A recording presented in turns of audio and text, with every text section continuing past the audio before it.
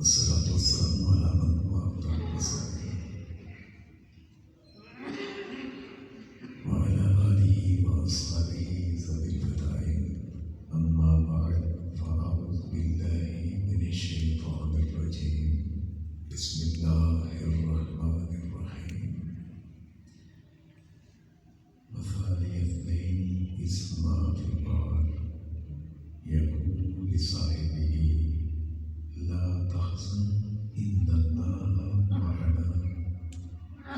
صدق الله العلي العظيم وصدق رسوله النبي الكريم ونحن على ذلك من الشاهدين والشاكرين والحمد لله رب العالمين. إن الله وملائكته يصلون على النبي يا أيها الذين آمنوا صلوا عليه وسلموا تسليما. درود پاک پڑھیں. والصلاة والسلام عليك يا سيدي يا رسول الله.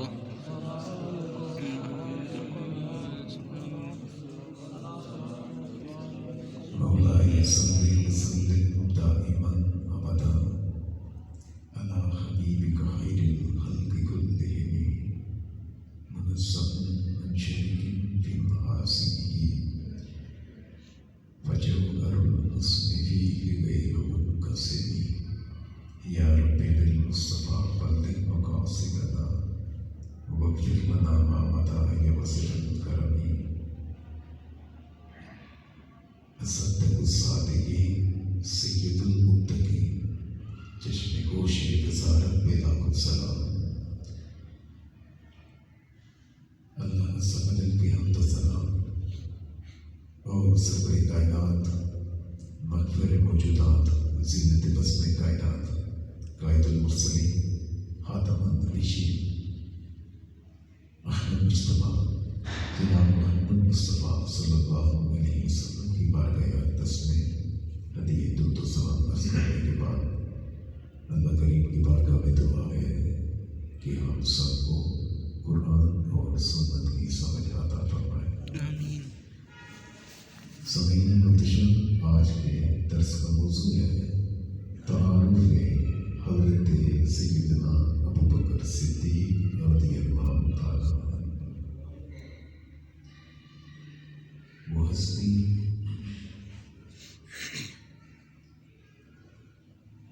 جن کی صحابیت کی گواہی خود اللہ نے قرآن میں دی ہے.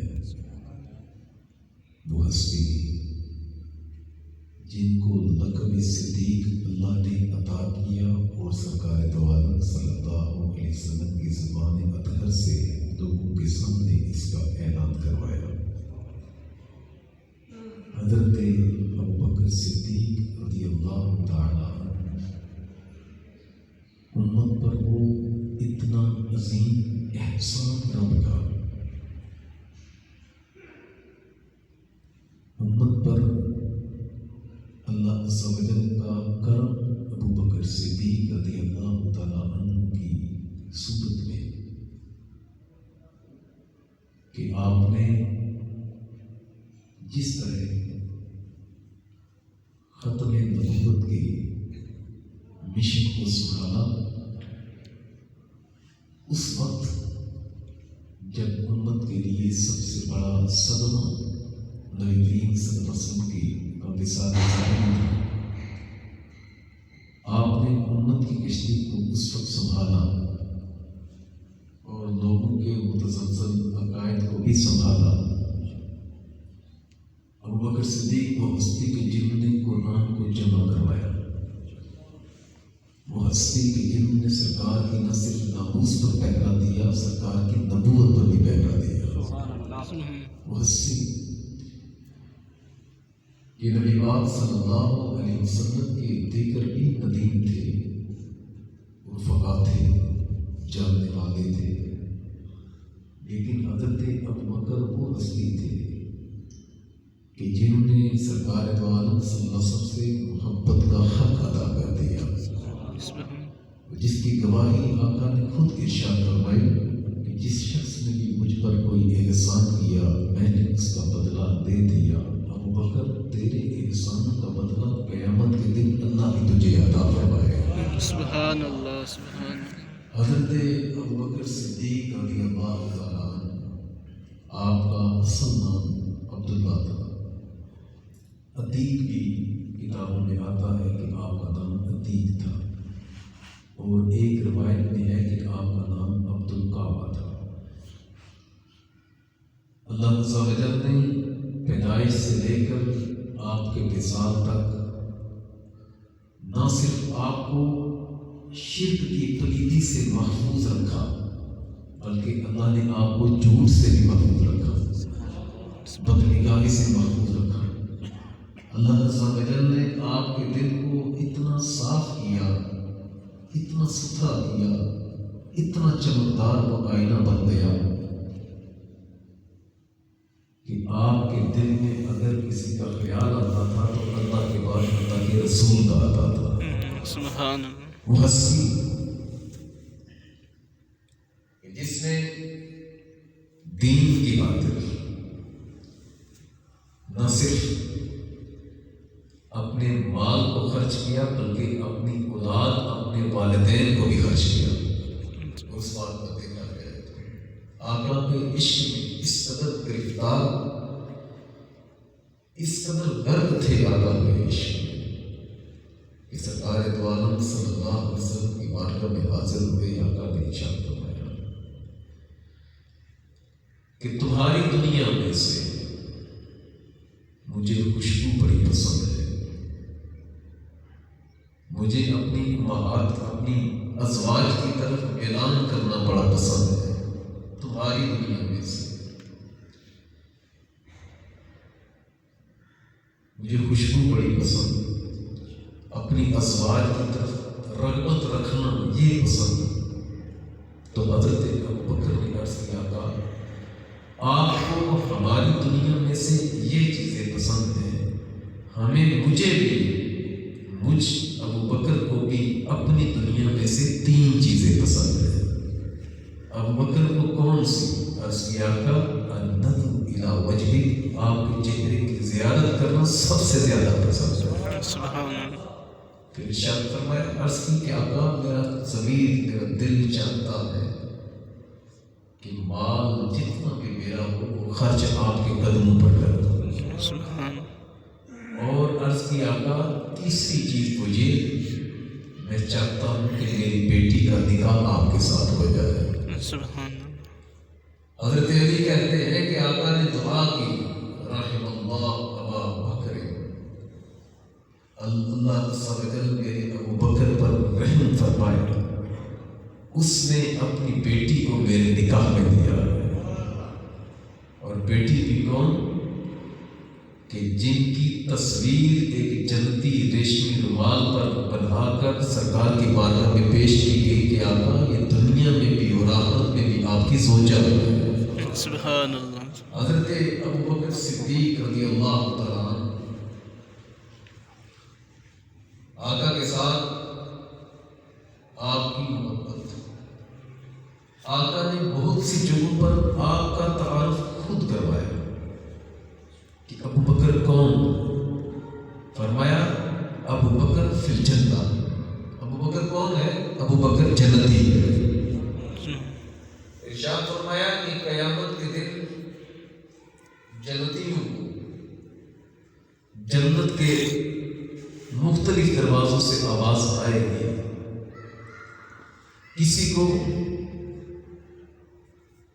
روزہ کے دروازے سے، باب ریان سے آواز آئے گی کہ اے روزہ دار تو میرے ذریعے داخل جنت ہو جا۔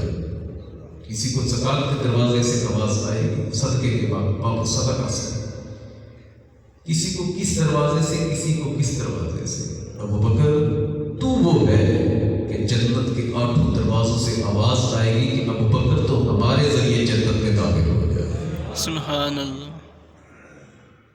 آقا نے ارشاد فرمایا کہ ہر شخص کی تمنا ہے، ہر بندے کا، ہر مومن کا دل چاہتا ہے کہ اللہ عز و جل اسے جنت عطا کرے، جنت کی نعمتیں عطا کرے۔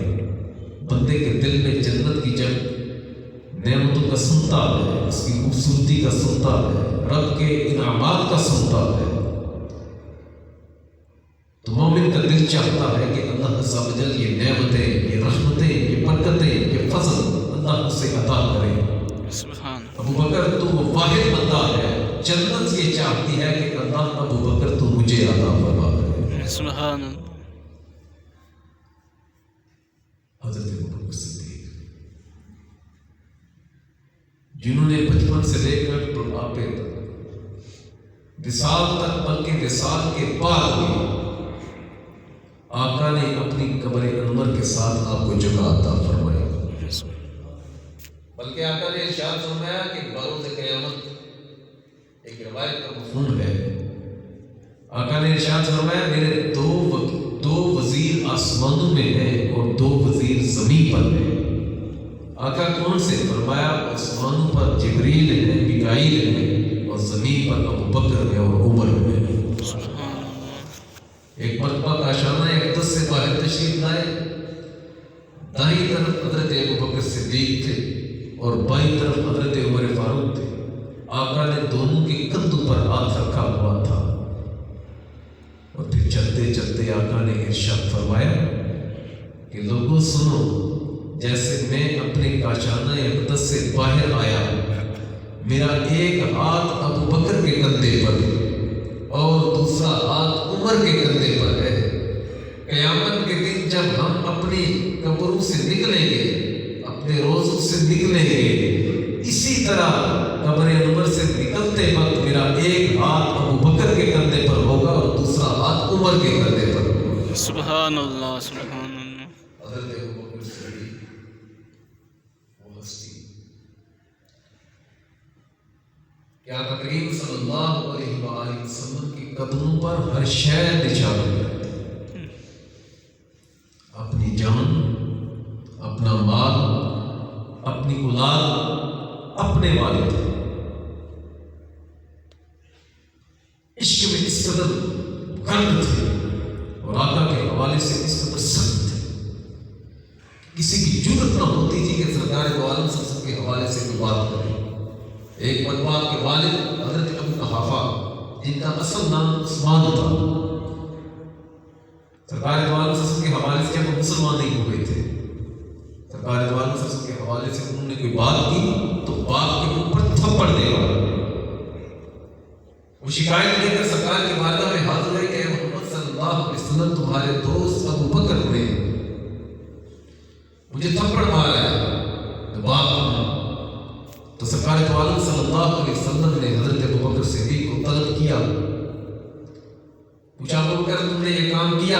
اس نے آقا کیا، میں نے تجھے تھپڑ مارا ہے۔ آقا جو بات اس نے آپ کے حوالے سے کی نا، میرے ہاتھ میں تلوار ہوتی تو میں اس کے سر کو تن سے جدا کر دیتا۔ مجھے اس وقت یہ بات نظر نہیں آیا، مجھے کوئی رشتہ نظر نہیں آیا، مجھے بس یہی نظر آیا کہ اس نے آپ کو برا بنا کہا، یہ میرا باپ نہیں ہو سکتا، یہ دین کا اور آپ کا دشمن ہے۔ سرکار نے پھر ارشاد فرمایا ابو بکر وہ تیرا باپ ہے۔ گویا کہ وہ نگاہ دیکھ رہی تھی ابو بکر پریشان نہ ہو، ایک وقت آئے گا جو نور اللہ نے تمہیں عطا کیا ہے، اللہ وہ نور تیرے باپ کے سینے میں بھی عطا فرمائے۔ سبحان اللہ۔ ابو بکر وہ ہستی جن کے والد صحابی، جو خود صحابی، جن کی اولاد صحابی، حضرت ابو بکر صدیق رضی اللہ تعالیٰ عنہ، آپ کے حوالے سے اجماع ہے اس بات پر کہ آپ نے ظہور اسلام سے پہلے بھی کبھی شرک نہیں کیا، آپ بتوں کے مخالف تھے، آپ جھوٹ نہیں بولتے تھے، آپ کسی کے ساتھ وعدہ خلافی نہیں کرتے تھے، کسی کا حق نہیں مانتے تھے، مکہ میں آپ کو بڑی عزت تھی۔ حضرت ابو بکر صدیق رضی اللہ تعالیٰ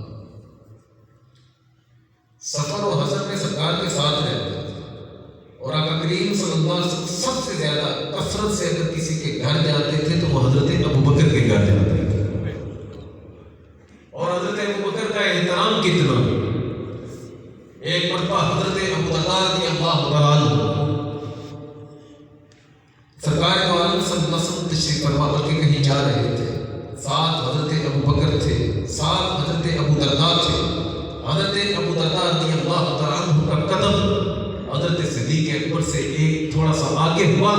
آقا نے ارشاد فرمایا ابو درداء پیچھے اس شخص سے آگے مت بڑھ کہ اس شخص سے بہتر آج تک کسی پر سورج طلوع نہیں ہوا۔ انبیاء کے بعد گویا اللہ نے کسی کو مقام عطا کیا ہے تو میرے ابو بکر کو عطا فرمایا۔ سبحان اللہ، سبحان یعنی اس سے قدم آگے نہ بڑھا۔ حضرت ابو بکر صدیق کے احترام کا سبب خود آقا ارشاد فرماتے ہیں۔ وہ ہستی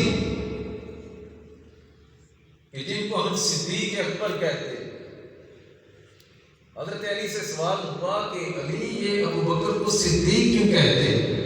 کہا تجھے نہیں پتا کہ یہ لقب آسمان سے اللہ نے عطا فرمایا ہے اور سرکار کی زبان سے جاری کروایا ہے۔ سبحان اللہ، سبحان اللہ۔ حضرت علی کہتے ابو بکر صدیق رضی اللہ عنہ آقا معراج کی رات چل گئے، ایسے مقام پر پہنچے جو لامکان تھا۔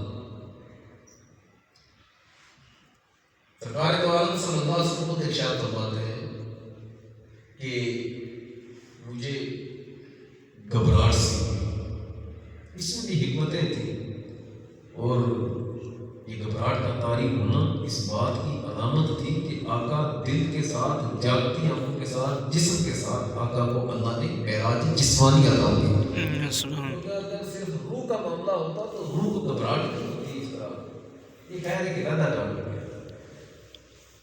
آقا جب لامکان میں گئے آقا کریم صلی اللہ علیہ وسلم خود ارشاد فرماتے ہیں کہ مجھے دہشت ہوئی۔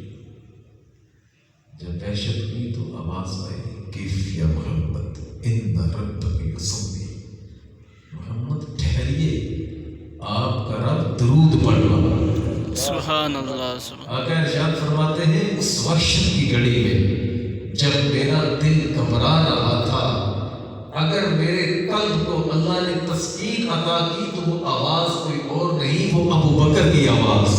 سبحان اللہ، سبحان اللہ۔ صدیق اکبر کی آواز میں ندا آئی کیف یا محمد، محمد ٹھہریے صلی اللہ علیہ وسلم، ان ربک یصلی، آپ کا رب درود پڑھ رہا ہے۔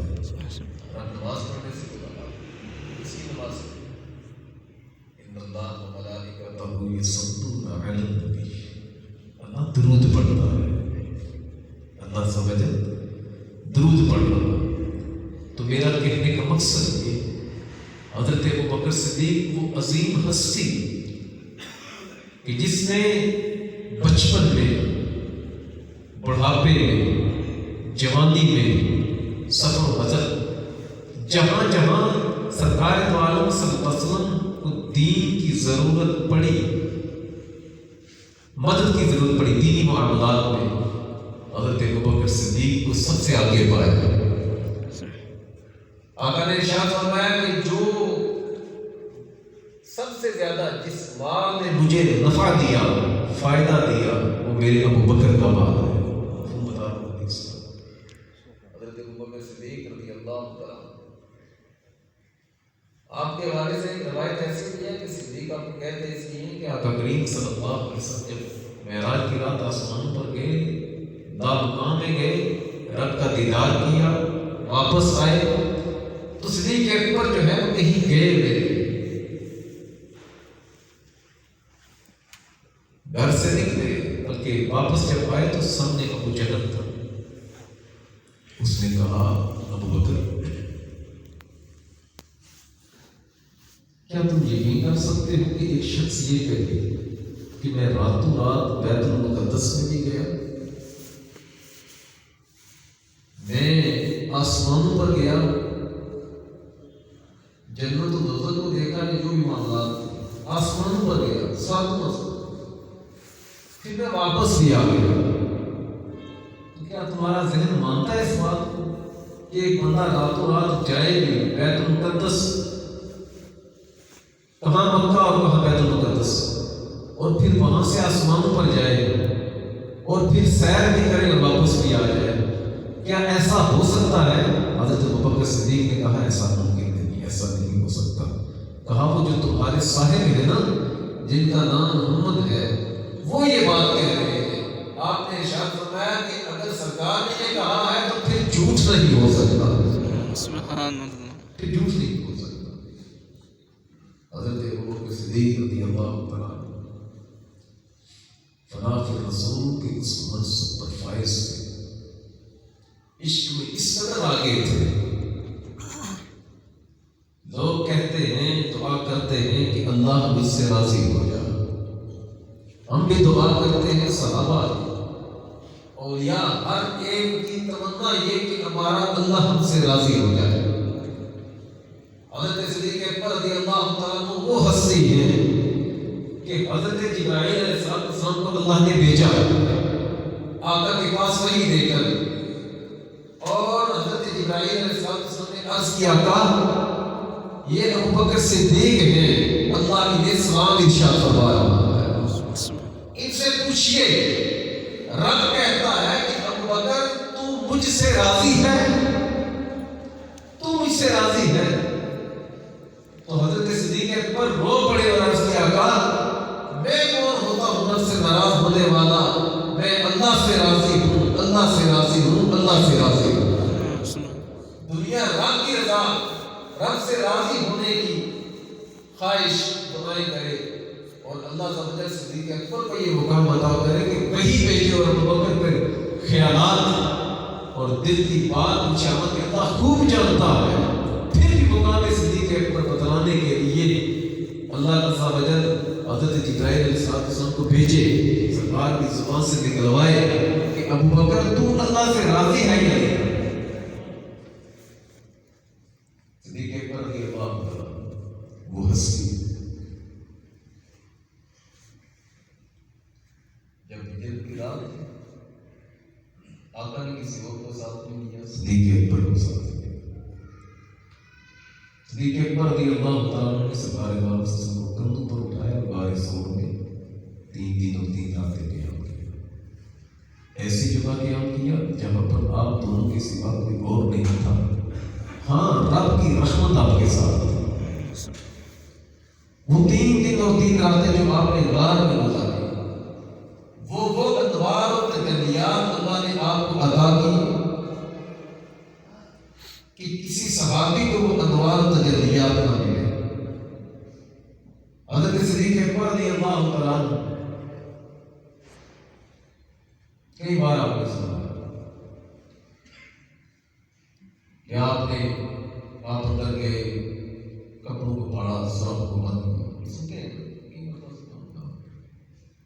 ایک جگہ پر سوراخ رہ گیا تو صدیق اکبر رضی اللہ تعالیٰ عنہ نے ایڑی آگے رکھ دی. آقا کریم صلی اللہ علیہ وآلہ وسلم آپ کی گود میں آقا آرام فرما رہے تھے. سرکار دو عالم آپ کی گود میں سر رکھ کر آرام فرما رہے تھے. آپ کو سامنے ڈسا, پھر ڈسا, ایڑی جو ہے وہ سلا کے آگے سامنے بار بار جب ڈسا, چمٹی ڈس ہے تو کتنی تکلیف ہوتی ہے, سامنے ڈسا تو تکلیف بہت شدت کی تھی, لیکن جنبش نہیں دی, حرکت نہیں دی, ران ہو کہ آقا کہیں بیدار نہ ہو جائے, سرکار کے آرام میں خلل نہ آ جائے صلی اللہ علیہ وسلم. تو شدت درد کی وجہ سے آپ کے آنسو نکلے اور آقا کے گالوں پر ٹپک گئے. سرکار دو عالم صلی اللہ علیہ وسلم نے پوچھا ابوبکر رو رہے ہو, کیا ہوا؟ ایک انسانی فطرت ہے, مثلا یکدم کوئی معاملہ ہو, درد کی شدت یا گھبراہٹ کی شدت یا تکلیف کی شدت ہو, مثلا میں یہاں سے گروں مجھے چوٹ آ جائے تو کوئی باہر سے دوڑتا ہوا ہے, شدید چوٹ لگی یا درد ہے, تو دوڑتا ہوا پوچھے مجھے کیا ہوا, مجھ سے پوچھے کہ آپ کیا ہوا, تو میرے منہ سے فوراً ہو سکتا ہے کہ میں گرا ہوں بڑی تکلیف. مطلب جس کو ہماری زبان میں طرح کہتے ہیں, یا یکدم جو ہے کوئی چوٹ لگنا یا حادثے کا پیش آنا, تو بندے کی زبان لڑکھڑا جاتی ہے، اور بعض اوقات غیر فطری طور پر، غیر شعوری طور پر منہ سے کچھ کلمات نکل جاتے ہیں کہ جو ٹھیک بھی نہیں بعض اوقات ہوتے، اور جب اس طرح کی سچویشن ہوتی ہے تو بعض اوقات بندہ ادب کا کرینہ ہی بھول جاتا ہے۔ مطلب کتنے لوگوں کو آپ نے بیماروں کو دیکھا ہوگا جب تکلیف کی شدت ہوتی ہے تو انہیں یہ یاد نہیں رہتا کہ میرے دائیں بائیں جو بیٹھا ہوا ہے، بس انہیں اپنی درد تک ہوتا ہے کہ مطلب کوئی کہتا ہے ہائے اللہ، اس طرح کے لفظ منہ سے نکالتے ہیں، ہنسنے ہوں گے آپ۔ لیکن حضرت ابوبکر کا حوصلہ دیکھیے، جب آقا نے پوچھا ابوبکر کیا ہوا تو تکلیف شدت سے عثمان بار بار ڈس رہا تھا۔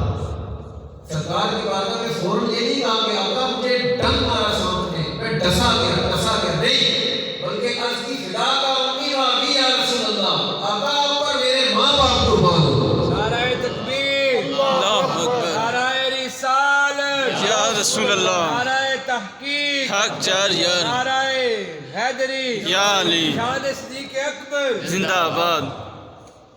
تو عرض کی آقا فدا کا امی و ابی یا رسول اللہ، آقا آپ پر میرے ماں باپ قربان ہوں، مجھے سانپ نے ڈسا ہے۔ یعنی اتنی تکلیف کے عالم میں بھی آپ کی زبان جو ہے وہ لڑکھڑائی نہیں، بلکہ زبان سے پہلی بات نکلی ہے تو یہی نکلی ہے کہ آقا آپ کے آرام پر بھی، آپ کے قدموں پر بھی میرے والد بھی قربان، میری والدہ بھی قربان۔ سبحان اللہ۔ تو آپ نے جان سرکار کے قدموں میں نشان کر دیا۔ ایک بزرگ کے غالباً میں نے کشف المعجوب میں پڑھا،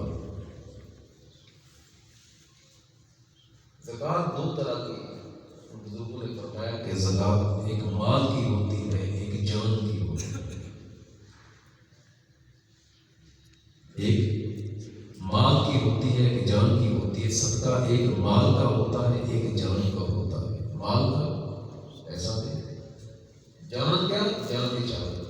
دیکھیے اوپر نے مال بھی نچھاور کیا اور غار ثور میں سرکار کے قدموں پر جان بھی نچھاور کیا، اور زبان سے کہہ رہے ہیں کہ آقا یہ ایک جان، میرے والدین بھی آپ کے قدموں پر قربان۔ سبحان غار میں جب نا آپ کو پیاس کی شدت ہوئی، سرکار عالم صلی اللہ علیہ وسلم کی بارگاہ میں عرض کی آقا نے پیاس لگی، میں غار کے درمیان میں جاؤں، وہاں پر گئے تو آپ خود کہتے ہیں کہ پانی بڑا میٹھا تھا، بڑا سفید تھا، برف کی طرح ٹھنڈا تھا، پیا تو پیاس نہیں لگی۔ واپس آئے تو سرکار کی بارگاہ میں آقا نے ارشاد فرمایا کہ وہ پانی کیسا تھا؟ عرض کیا آقا پانی بڑا لذیذ تھا، میٹھا تھا، ٹھنڈا تھا، سفید تھا، خوشبو والا تھا۔